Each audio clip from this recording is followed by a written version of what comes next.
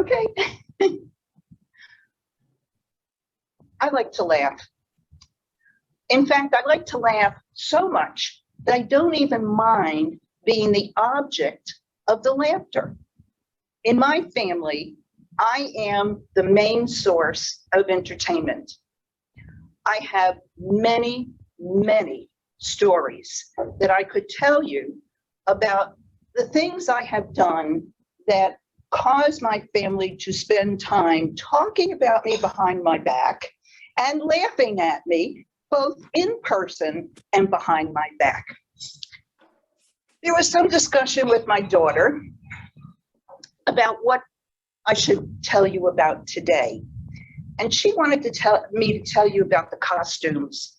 It's a great story. However, in my defense, I need pictures to talk about the story, and no one will let me take pictures. So instead, going along with our theme, I am going to tell you about my granddaughter's first day of school, except I'm not talking about her, I'm talking about me. I went to pick her up. Now I drive a Jeep because I like being up high. I don't like being low. And when you're up high and you're not all that tall to begin with, it's really hard to see over the front of the car. I was in her parking lot to pick her up, and I was there early because I am chronically early. And I wanted to go down this aisle and make a turn to go down that aisle. And I neglected to see the metal trash can at the end of the aisle. Now I'm talking the trash cans where, you know, you see on the TV shows where all the hobos are standing around having fires in them. That's the kind of trash can we're talking about. I turn the corner, and the next thing I know, I hear, oh, what in God's name? So I get out of my car thinking that something fell from underneath my car because I didn't run into anything. I didn't see anything. I get out and I'm looking under the car, and some guy comes running across the parking lot. And he says, you got something under your front of your car. So we look under the front of my car, and there is the metal trash can under the front of my car. Oh, okay, you know, it got there pretty easy. So why don't we just pull it out? So he and I are standing there and we're pulling, nothing. So then I get in the car and I'm in reverse and I'm gunning it in reverse while he's pulling, and still nothing. Finally, he decided that the only way to get it out was to jump on the trash can and bend it even more so that we could pull it out from underneath the car. That's what he did. Now, this was all before my granddaughter showed up. Now, because I enjoy these stories and I enjoy my family laughing at these stories, I, of course, told on myself. My granddaughter was mortified. She was so happy she wasn't in the car with me. She went home, she told her mother, her mother, oh, how could you do such a thing? And everybody, you know how that goes. The next day I went to pick her up and she had one of her friends with her. And I thought, oh, okay. And, now we're talking about the trash can. She's saying to me, Grandma, don't hit the trash can. Grandma, don't hit the trash can. Don't hit the trash can. Well, bless you. I didn't realize that she meant don't hit the trash can because I was coming close to the trash can. And the next thing you know, I'm rubbing against the trash can, at which point she dives underneath the back seat. Her friend, who's just a nut, is going like this. Hi, it was us. Yeah, that was us.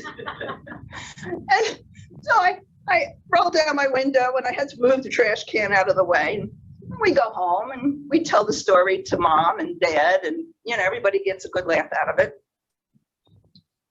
About 3 weeks later, I was driving in my car and my visor that had been kind of, doing one of these, when it was hanging, suddenly came out of its little thing that held it in and hit me in the head.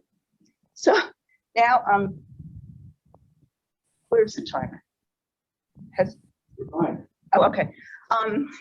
So now Now I'm telling my daughter the story, and she's laughing hysterically. It's so funny. She can't even tell her husband when he comes home because she's laughing so much.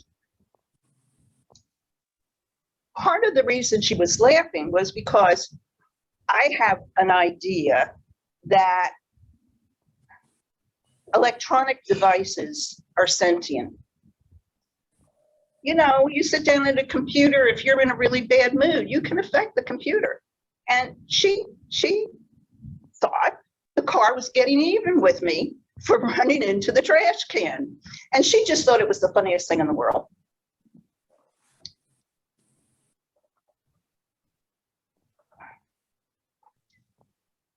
I have another story I'd like to tell you since I'm still green. My boots. I was working in an office that had a terrible, terrible draft on my feet. And I had a pair of brown boots and a pair of black boots, but I wear a lot of blue clothes. I needed a pair of blue boots. And I'm not the type to go out and buy a $125 pair of boots. I'm just, walking around looking for blue boots. I walk into a grocery outlet and there's a pair of blue boots on their little island. So I bought them. They were a size 7. Put them on, went to pick up my granddaughter the next morning. And my daughter looks down at my feet and she says to me, "Mother, your boots are on the wrong feet." So I look down and, "Oh, yeah, you're right. Hey, they feel okay. You think I can wear them like this?" Because, I like to accentuate the story. These are just 2 of the many stories. Occasionally, one of the grandkids will tell me, "We all went out to dinner last night and we spent 15 minutes talking about you and laughing at you." And, to me, that's great. I am happy to bring joy into their life. They can laugh at me all they want.